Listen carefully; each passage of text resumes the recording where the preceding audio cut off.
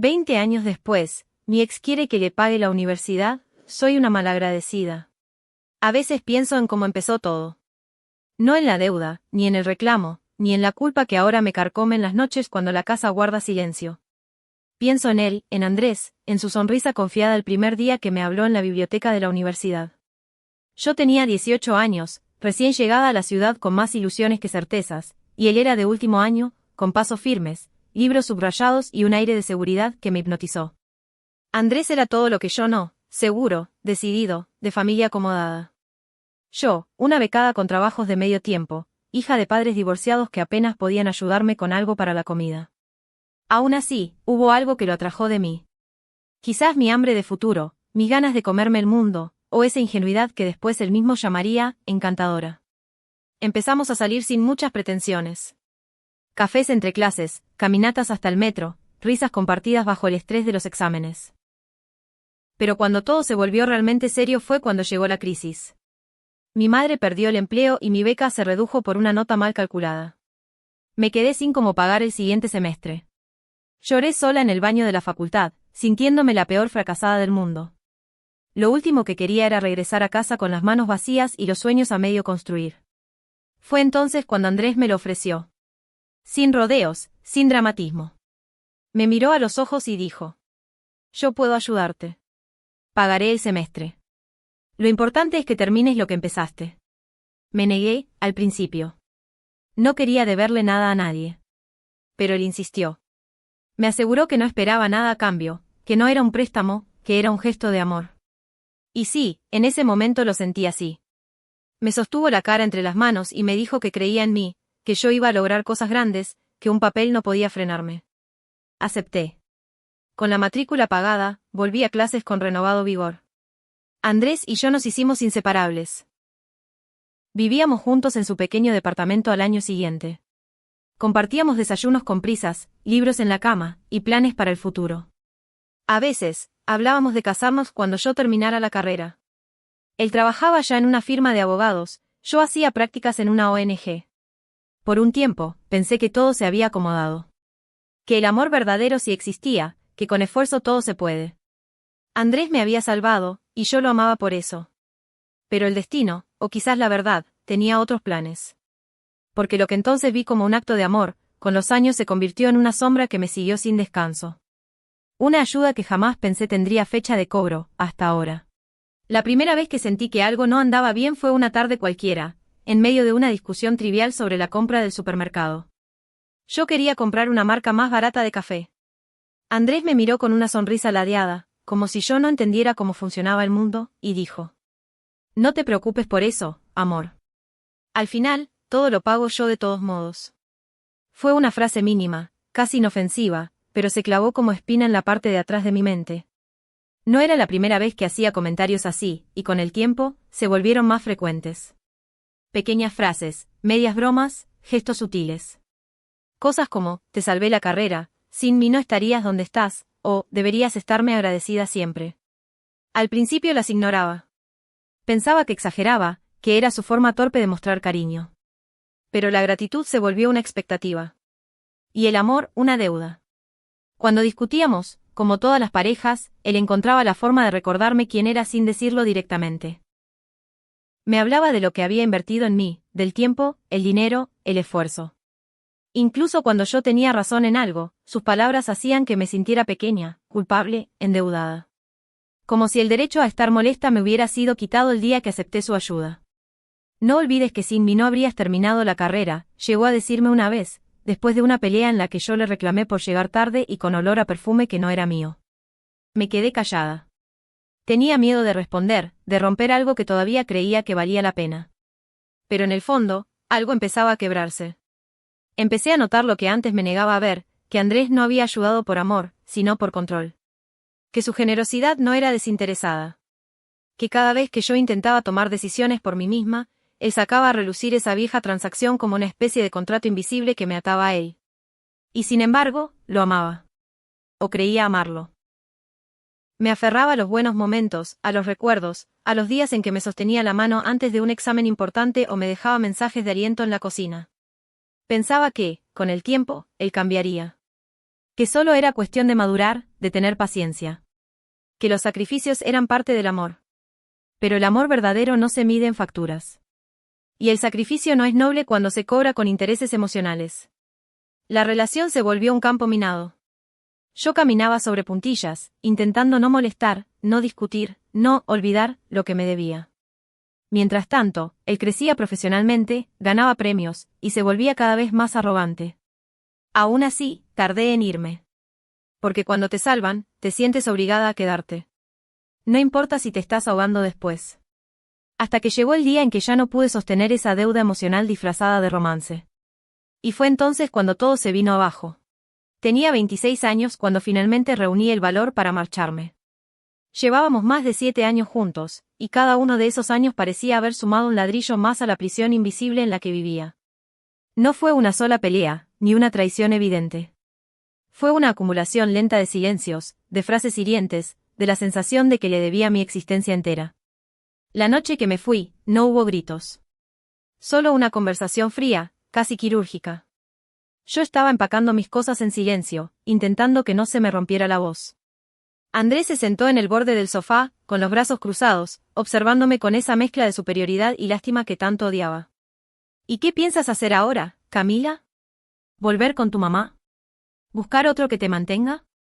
Dijo sin levantar la voz, pero con la intención precisa de herirme. Me detuve un segundo. Respiré hondo, tratando de no llorar. Voy a hacerme cargo de mí misma. Como ya lo he hecho estos últimos años, le respondí, sin mirarlo. Se rió. Una risa seca, amarga. Hacerte cargo. Camila, todo lo que tienes, incluso ese diploma que tanto presumes, fue gracias a mí. Y ahora simplemente te vas. Me giré lentamente. Lo miré a los ojos, y por primera vez en mucho tiempo, no sentí miedo ni deuda. Sentí rabia. Sentí claridad. Sí. Me voy. Y no fue todo gracias a ti. Tú me diste una mano cuando la necesité, sí. Y te lo agradecí. Pero lo que logré, lo que construí, fue con mi esfuerzo. Tú no estudiabas por mí. No hiciste mis prácticas.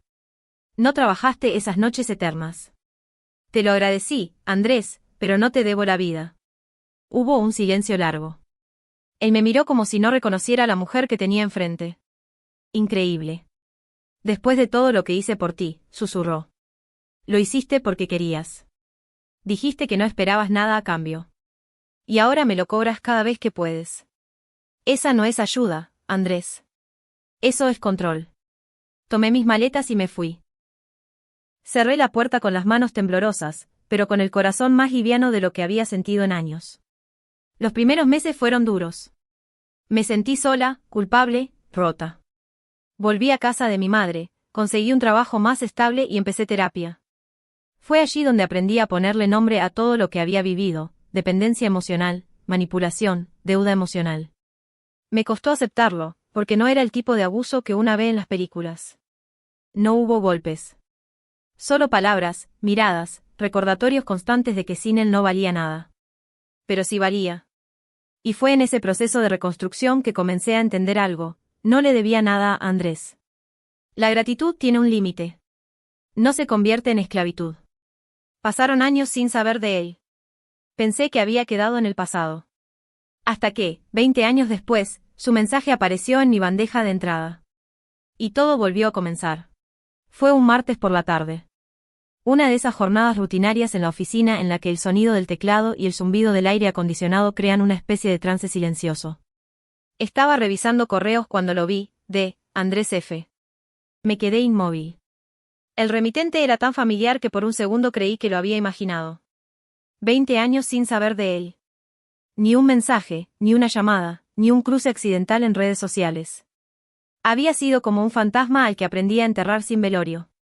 El asunto del correo era simple: ¿podemos hablar? No lo abrí de inmediato.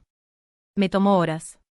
Fui a almorzar con el estómago cerrado, volví a mi escritorio, hice llamadas automáticas, como si fingir normalidad pudiera ahogar la ansiedad que me carcomía desde dentro.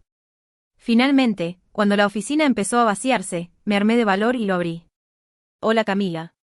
Espero que estés bien. No quiero molestarte ni causarte incomodidad, pero he estado pensando en muchas cosas últimamente. Han pasado años, lo sé, pero hay algo que me gustaría que consideraras con justicia.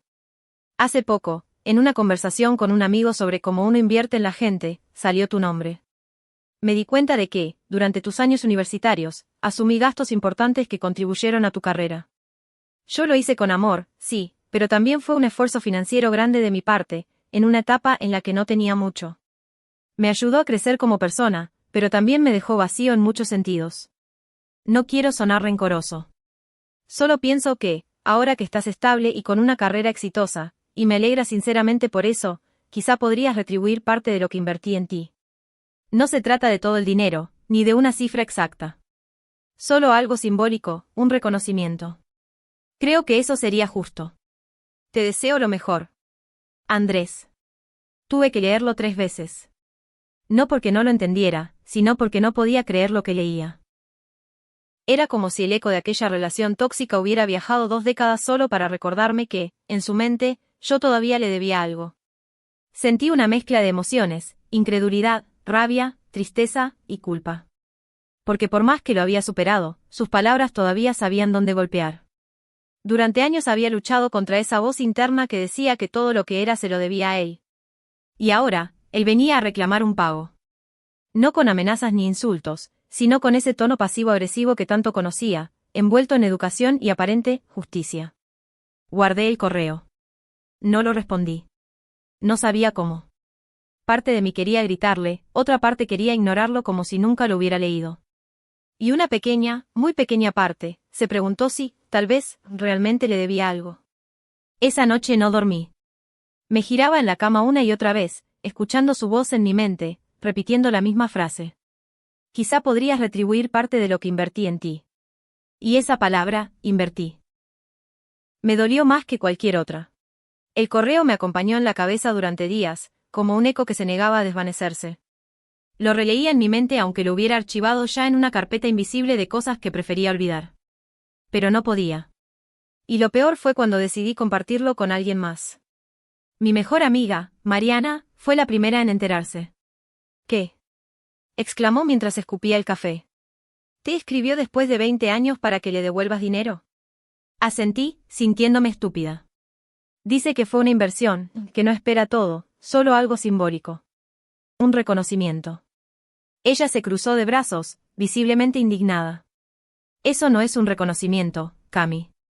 Eso es manipulación emocional con recibo de pago.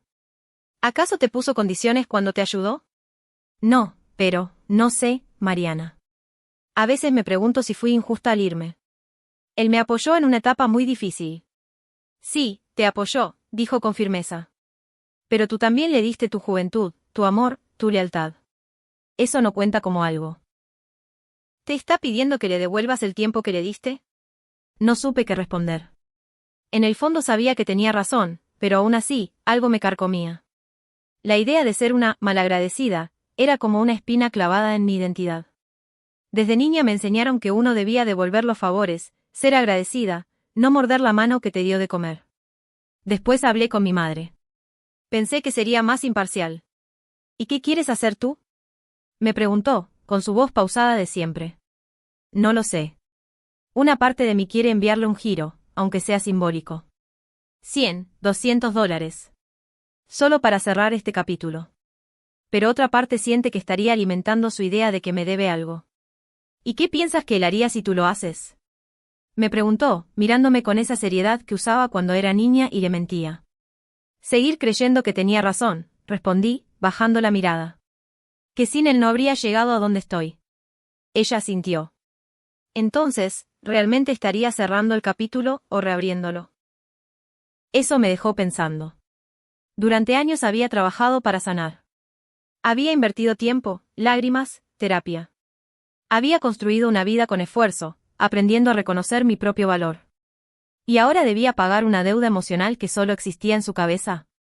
Esa noche escribí una respuesta. La dejé en borradores. No decía mucho, solo que agradecía su ayuda en su momento, pero que no consideraba justo ni saludable entablar ese tipo de ajustes de cuentas tanto tiempo después. No la envié. Aún no. Lo que me dolía no era el dinero, sino la idea de que, a sus ojos, yo era alguien que le debía algo para siempre. Como si la mujer que soy fuera una extensión de su generosidad y no de mi lucha. Y lo peor era que, por un momento, incluso yo lo creí. Esa semana decidí tomarme una pausa.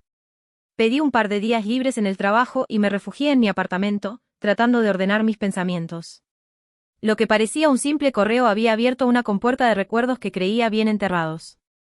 Empecé a pensar en todo lo que realmente me costó llegar a donde estoy. Sí, Andrés pagó mis primeros 2 semestres de universidad. Eso fue real, concreto, generoso incluso. Pero lo que vino después, nadie lo menciona. Nadie lo ve. Las veces que estudié de madrugada tras pelear con él.